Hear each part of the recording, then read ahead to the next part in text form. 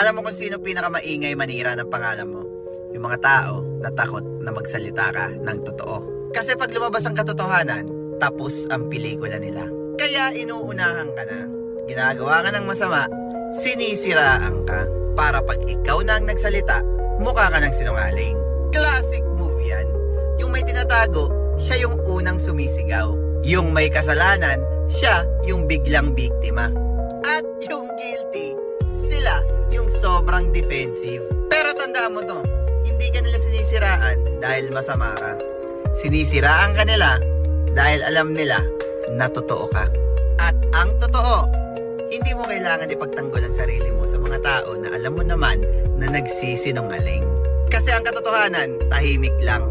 Pero pag dumating yan, isa-isa silang babagsak. So let them talk. Takot lang sila na pag nagsalita ka, wala na silang kwento. Diba? Peace out.